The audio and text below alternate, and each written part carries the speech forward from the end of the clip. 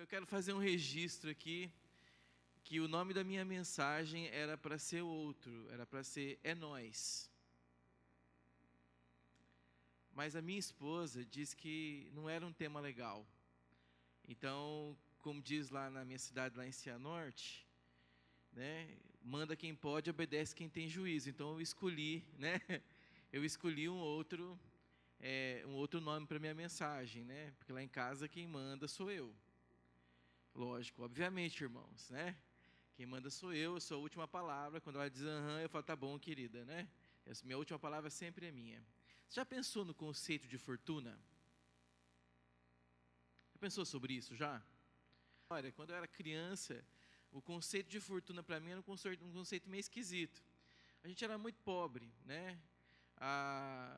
Depois da separação dos meus pais, para você ter uma ideia, meu pai era um mecânico que nunca teve um carro, porque ele bebeu todo esse dinheiro para comprar carro, comprar casa, ele transformou tudo isso em cachaça. Depois da separação dos meus pais, fomos morar de favor, lá em Cianorte, na casa de um tio meu. Minha mãe foi trabalhar, e essa é uma coisa interessante, que o nosso conceito de dinheiro é interessante, porque eu sou de uma família de tios ricos, irmãos da minha mãe. Então minha mãe era a parte pobre da família. E a gente então fazia uma comparação, né? O tio rico lá, o tio tem dinheiro, tem aquelas coisas todas, né?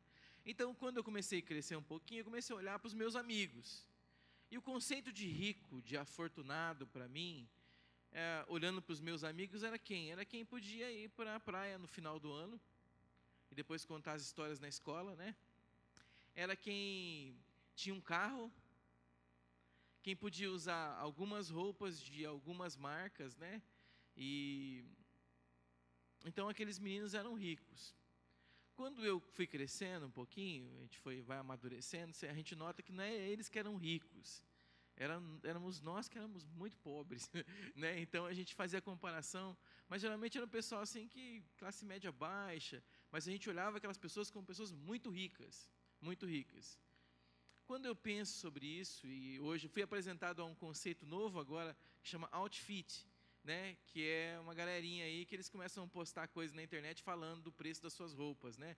E molecadinha, né? Isso custou tantos dólares, né? Isso aqui custa tanto, gente, dólar. Como é que é? Tanto dólar, 10 dólares. Não tem, né? Só 100, né? Acima de 100, né? Então, assim, o conceito de fortuna é um conceito que as pessoas elas buscam. Jesus vem numa contramão.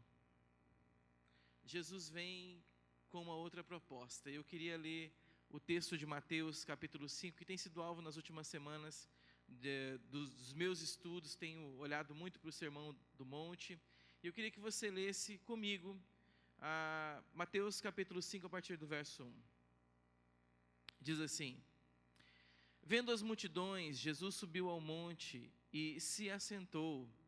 Seus discípulos aproximaram-se dele, e ele começou então a ensiná-los dizendo: Bem-aventurado ou afortunado, porque este é o significado da palavra bem-aventurado, ou makarios, é gente com muita riqueza, gente rico, gente profundamente suprido.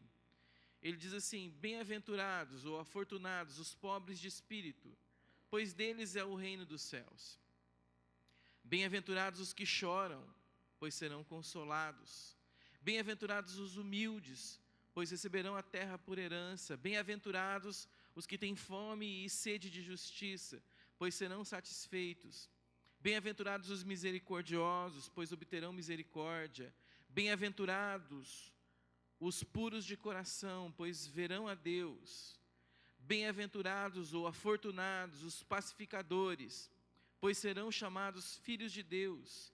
Bem-aventurados ou afortunados os perseguidos por causa da justiça, pois deles é o reino dos céus. Bem-aventurados serão vocês, quando por minha causa os insultarem, perseguirem, levantarem todo tipo de calúnia contra vocês. Alegrem-se e regozijem-se, porque grande é a recompensa de vocês nos céus, pois da mesma forma perseguiram os profetas que viveram antes de vocês.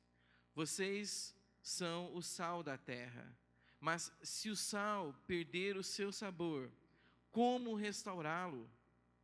Não servirá para nada, exceto para ser jogado fora e pisado pelos homens.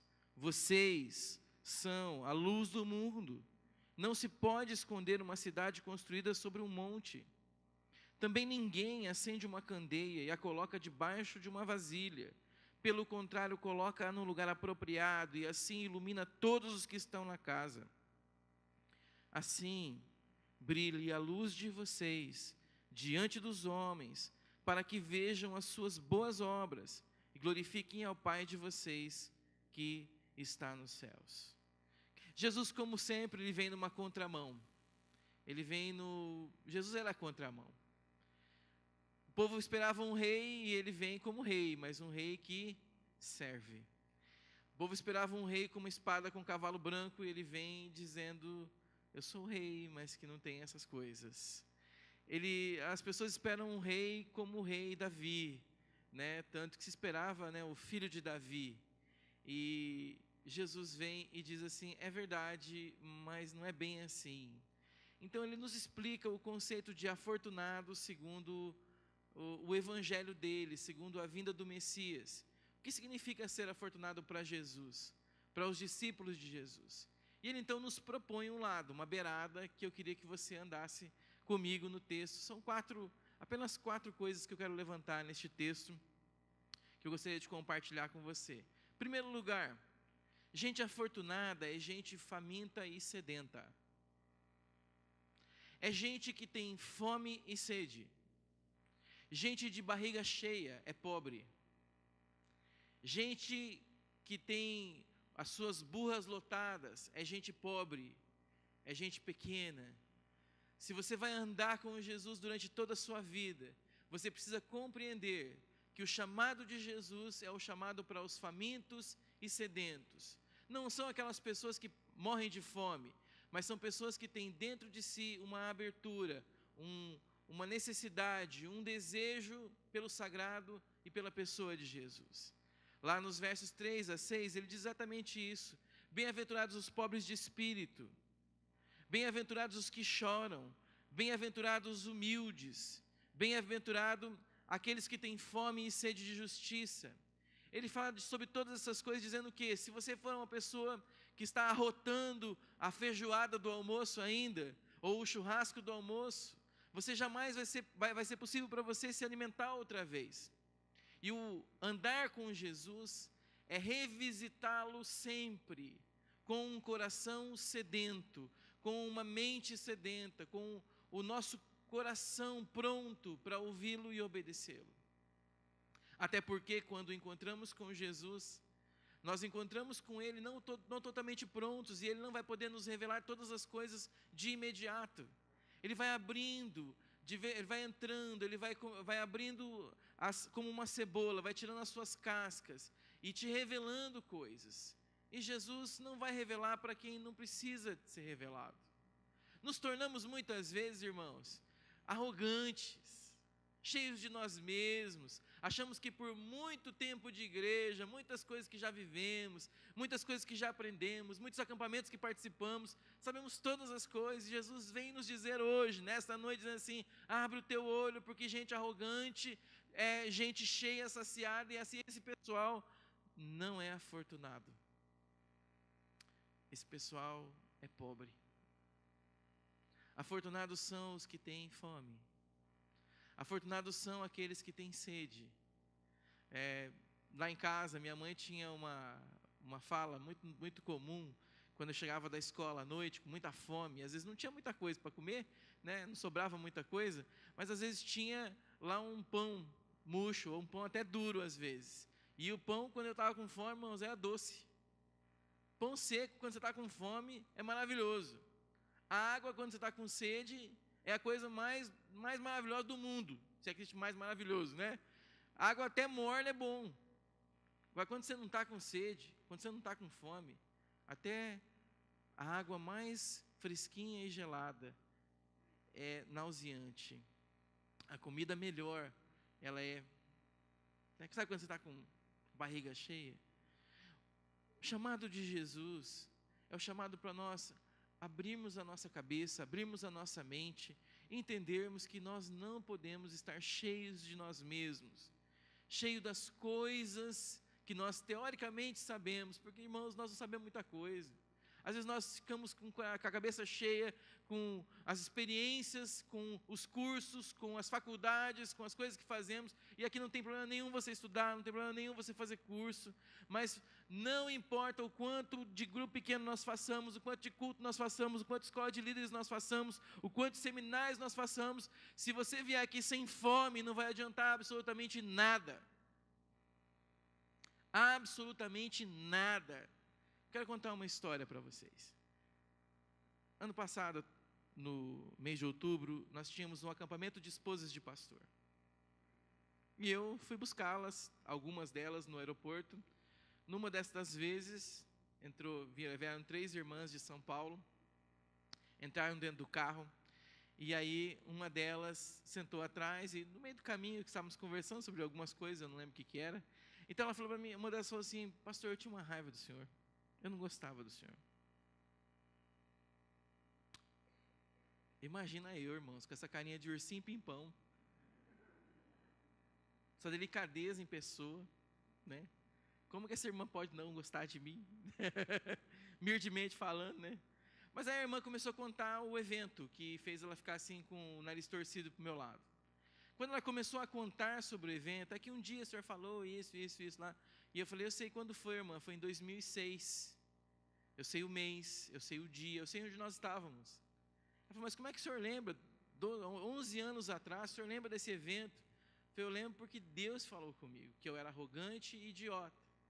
Eu e Marinês estávamos lá para dar alguns treinamentos, nós estávamos fazendo um trabalho de revitalização, ajudando igrejas. Eu era de uma igreja grande, a maior igreja da denominação. Eu tinha um ministério profícuo, estava funcionando, as coisas estavam legais, os ministérios funcionavam, eu sabia o que eu estava fazendo, eu tinha lido muito sobre o assunto, as coisas estavam funcionando, e o problema não era a igreja, nem os ministérios lá da igreja grande que eu estava, o problema era eu que virei um idiota por causa daquilo. Um idiota. Um idiota. Eu estava então, e eu vou contar como é que Deus falou comigo. Marinês estava lá dentro com talvez umas 20 pessoas, dando treinamento de verdades básicas. Então eu saí naquela hora, porque eu estava ensinando sobre liderança de ministérios. Fui lá fora, então eu peguei a minha máquina fotográfica maravilhosa e comecei a tirar umas fotos e tal, de flores, eu gosto de tirar foto de flor. E tinha lá umas florezinhas da irmã Henriqueta, que faleceu esse ano, a esposa do pastor. E ela era de um laranja, que era um laranja que eu jamais tinha visto. E eu comecei então a tirar fotos e a máquina não conseguia colher aquela cor. Então eu ouvi uma voz sutil, mas que foi... Ele falou assim, Sandro, eu estou fazendo coisas aqui que você nunca vai fazer. Quem faz sou eu. Eu não preciso de você. Eu não preciso de você. Quem faz as coisas aqui, outra coisa, você está desprezando coisas que eu fiz. Eu fiz. Eu fiquei muito triste, quando eu lembro ainda dói no meu coração, mas eu voltei e uma das palavras que Deus colocou no meu coração foi importar-se. Daquele dia em diante, o meu jeito de ver as coisas é diferente. Meu jeito de ver as coisas é o prisma de alguém que foi agraciado com Deus, com algumas possibilidades que talvez outros não tiveram. Mas é graça de Deus, e se Deus não fizer, ninguém vai fazer. Eu entendi que eu estava saciado, com a minha barriga tão cheia, que eu ia me tornar um nécio, porque gente com barriga cheia não aprende mais. O chamado de Jesus para nós, irmãos, para sermos afortunados, gente bem-aventurada, é o chamado à fome. É o chamado a olhar para a Bíblia todos os dias de nossa vida, com o olhar de quem deseja aprender, com o olhar humilde de um discípulo.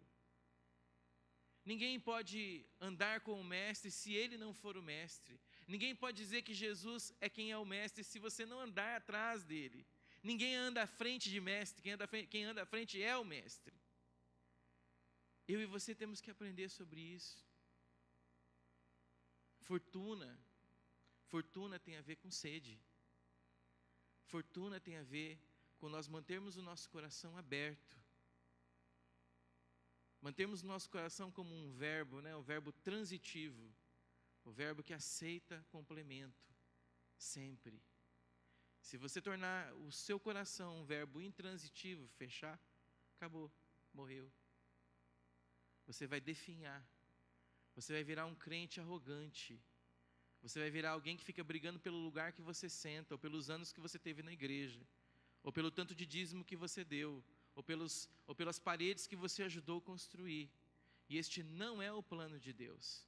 O plano de Deus é que eu e você continuemos com fome e sede, e que todas as vezes que o encontrarmos, sejamos saciados pelas suas próprias mãos. Amém, irmãos? Gente afortunada, em segundo lugar, é gente que foi transformada. Sim, irmãos, muitas vezes estamos na igreja, achamos que somos igreja, mas não somos. Achamos que somos convertidos, mas não somos. Achamos que encontramos o evangelho, mas não encontramos.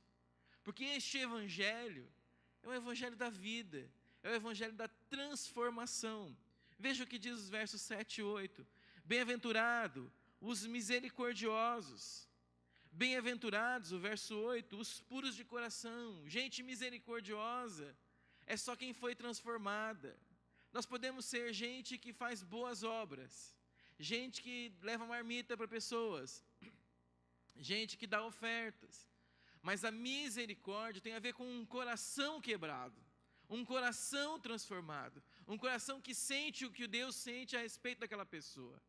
Isso só sente quem é transformado. Gente com um coração puro, os puros, eles são pessoas que foram transformadas por Deus. Não quer dizer que você não tenha pensamentos impuros, não quer dizer que você não tenha desejos impuros, mas gente pura não é gente que não sente, é gente que decide e que ao lado de Deus, pelo poder de Deus, pela força de Deus, decide suplantar essas impurezas todas e continuar puro e andando com Deus. Mas isso só faz quem teve um encontro com Ele, quem foi transformado por Ele, mudado por Ele, moldado por Ele e tem sido moldado por Ele. Eu não sei você, mas eu luto com isso todos os dias. Todos os dias, todo o tempo. Eu quero ser um homem de Deus, mas lá na minha conversão em 92, eu não encontrei com o pastor, e olha que não era nem pastor, era um seminarista. Eu não encontrei com a igreja, era uma boa igreja. Eu não encontrei com os bancos, ou com o programa, ou com as verdades básicas, ou com os cursos da igreja. Eu encontrei com Cristo. Este Cristo que quebrou o meu coração, que transformou minha mente, que transformou quem eu era. Eu era um menino perdido, mas Deus entrou no meu coração, Ele operou uma transformação, e é Ele quem criou dentro do meu coração uma misericórdia que só pode vir dEle. E não é só a misericórdia, e não é só a pureza, são todos os outros atributos que Deus vai acrescentando àqueles que são salvos. Afortunado é gente que está transformando e foi transformado. Afortunado é quem encontrou com Jesus de verdade. Não quem encontrou com a igreja legal. E é legal a gente estar numa igreja boa. Mas afortunado é quem encontrou com a pessoa de Jesus. E esse encontro muda a nossa vida. Muda o nosso jeito de ver as coisas. Muda as nossas percepções. Muda o nosso jeito de encarar a eternidade e a brevidade da vida. Você muda suas prioridades, mas gente que passa por isso é só quem foi transformado. Eu amo aqui, eu amo o Brasil, eu amo minha casa, eu amo minha igreja. Eu amo isso aí, irmãos, mas Deus nunca me deixa ficar confortável. Porque não é o nosso lugar de conforto. Os transformados não ficam no lugar de conforto. Porque ter misericórdia, ser puro, não é confortável. Não é confortável. Porque você tem que deixar que Deus sonde todos os seus motivos. Porque nós temos motivos impuros. Nós temos vontades impuras. Nós temos pensamentos impuros. Desejos impuros. Ações impuras. E de vez em quando Deus vai revelando para a gente. vai te mostrando, está vendo isso aqui, está indo para o lado errado, você tem que consertar. Mas Deus só mostra se você está sendo transformado por Ele. Só se você for transformado por Ele. Eu gosto muito dessa ideia da transformação, porque a transformação tem a ver com o olho aberto, com o coração que foi transformado e os teus olhos foram abertos para ver o mundo de um outro jeito. Você assiste o jogo, mas o jogo é legal, mas aquilo não é um Deus na tua vida. Você tem o teu carro, mas o teu carro não é o Deus da tua vida. Você tem alguns sonhos e alguns projetos para esse tempo, tudo bem, mas isso não é um Deus da tua vida. Terceiro lugar.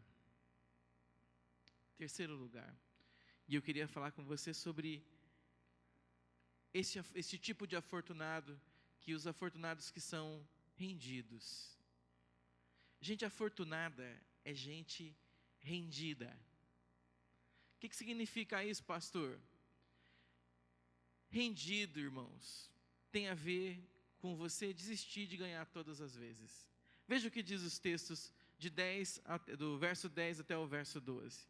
Bem-aventurados os perseguidos por causa da justiça, pois dele é o reino de Deus, o reino dos céus. Bem-aventurados serão vocês quando por minha causa vos insultarem, perseguirem, levantarem todo tipo de calúnia contra vocês. Alegrem-se, regozijem-se, porque grande é a recompensa de vocês. Aonde, irmãos? Onde é mesmo, irmãos, a recompensa? Nos céus. Então a gente tem que esperar até lá para receber, ok?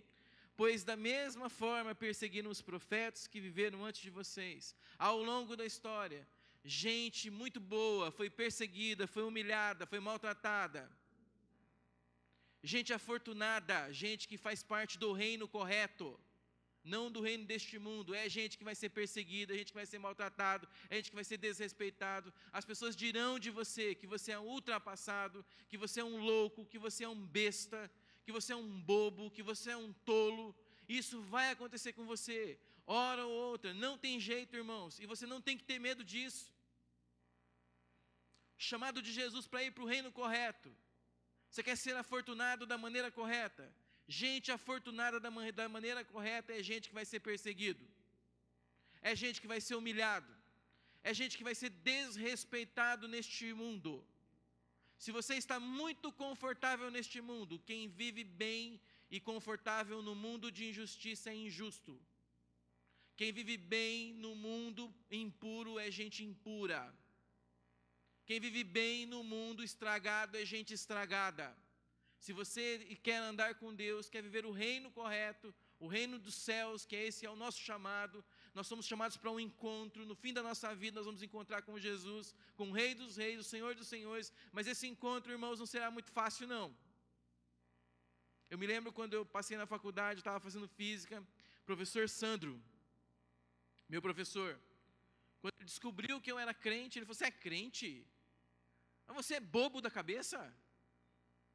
Você tem problema? Você sabe que no meio, entre nós todos, você é um idiota? Você é o mais burro de todos? Naquela época podia fazer isso, hoje não mais, né? Mas naquela época podia. E me lembro do professor Sandro vociferando o tempo todo, dizendo o quê? O meu Deus é meu carrinho de compra cheio. O meu Deus é o meu carro que eu troco todos os anos. Você está ficando louco. E eu estava lá. Imagina, recém-convertido. O seminarista Carlão me deu um livro lá, Morte da Razão, que nem a Morte da Razão eu conseguia entender. Negócio doido, né? Até hoje eu não consigo entender aquele livro. Estudei no seminário, mas não entendo ainda, até hoje, irmãos. Né? E ele falava que eu era pensador, né? Tadinho, né? Mas tá bom, amigo é assim, né? O cara vira amigo, a gente vai amigo mais que irmão. Ele pode até pensar que a gente quer pensar melhor da gente do que a gente mesmo é, né? Mas tá tudo bem, né? Mas eu vivi isso aí. E talvez você esteja vivendo isso.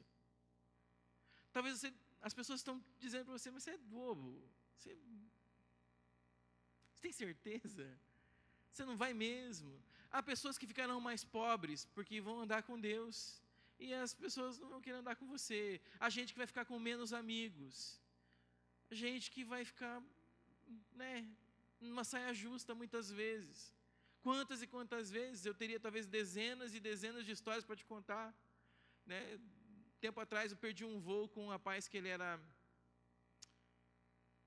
secretário de obras do governo. E nós perdemos o voo juntos, e ele estava contando um monte de história. E ele contando a história, teve uma hora que ele olhou para mim e falou assim: "O que você faz mesmo?" Aí eu falei: "Sou pastor." Hum.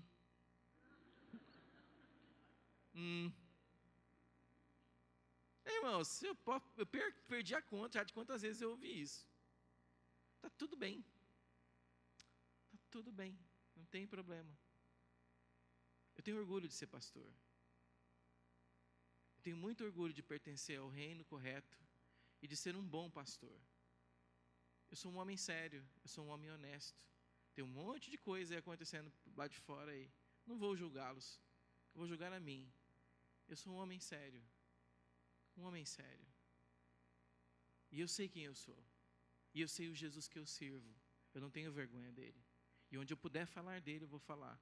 E onde eu puder vivê-lo, eu viverei. Eu e você temos que pensar desta maneira. Porque é assim que seremos afortunados neste mundo. Gente afortunada é gente rendida. Você não tem que ganhar todas. Você vai perder muitas vezes e muitas vezes e muitas vezes. Eu sei que a gente gosta de ganhar, irmãos. A gente gosta de ter razão, a gente gosta de nos defender, nós gostamos de nos defender, de ter argumentos para tomar, a gente não vai ter. Eu estava contando hoje de manhã de uma experiência com um menino que estudou física comigo. Eu não terminei o curso de física, eu parei depois porque eu queria ir para o seminário e larguei daquele negócio lá. Mas um desses meninos é um rapaz que inclusive participou na pesquisa mundial da aplicação do LCD para fins comerciais.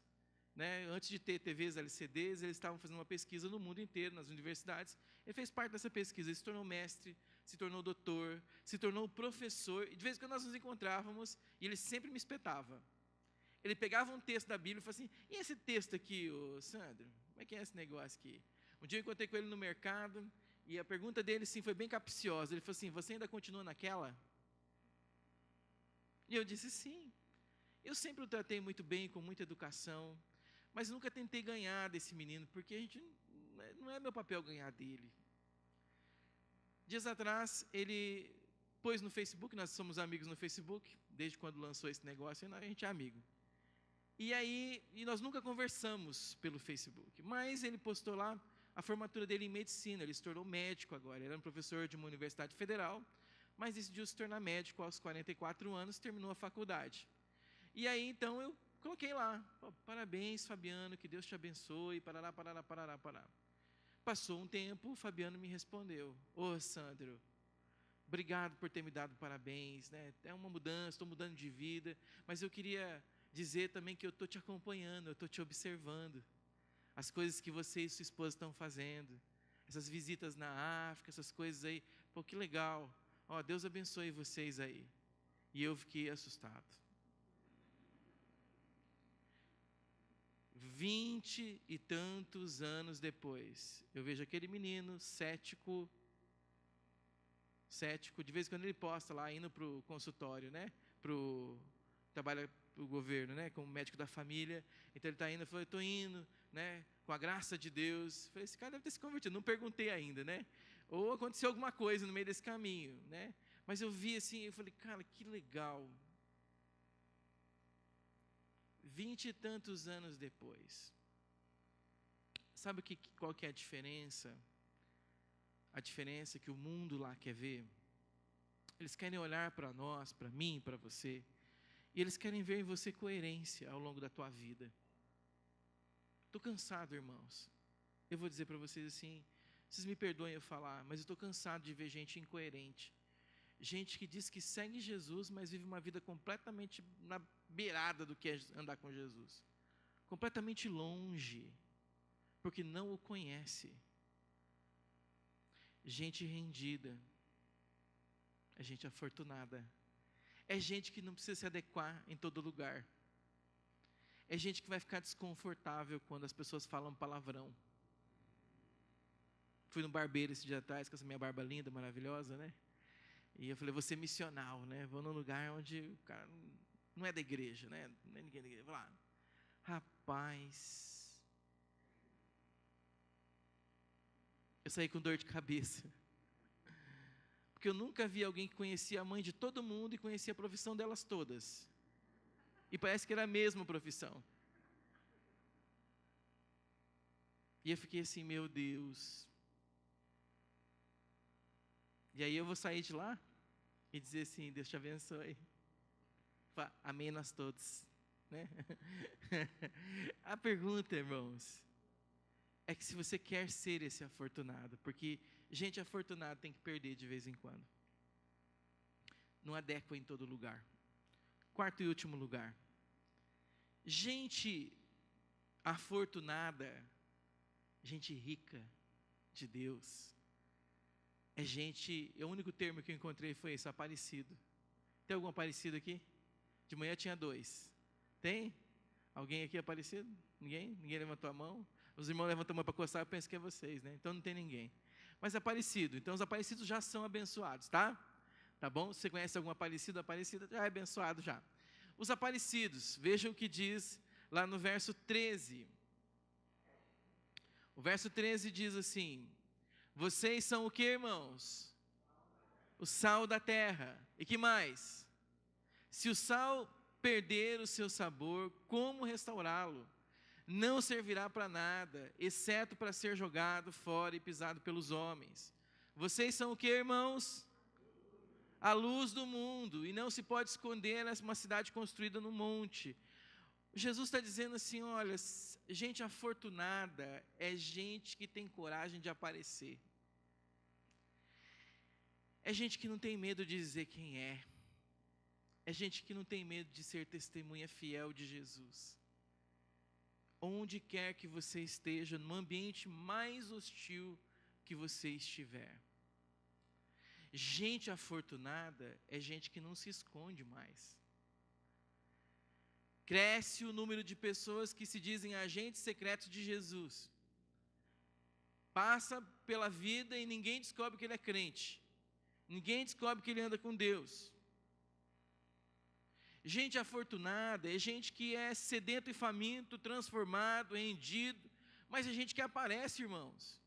É gente que está pronto para dizer a que veio, e a quem pertence, e a qual reino pertence. Porque este mundo aqui, ele vai exigir de você que você pense para este tempo e para este mundo, que seus planos sejam todos planos para este tempo.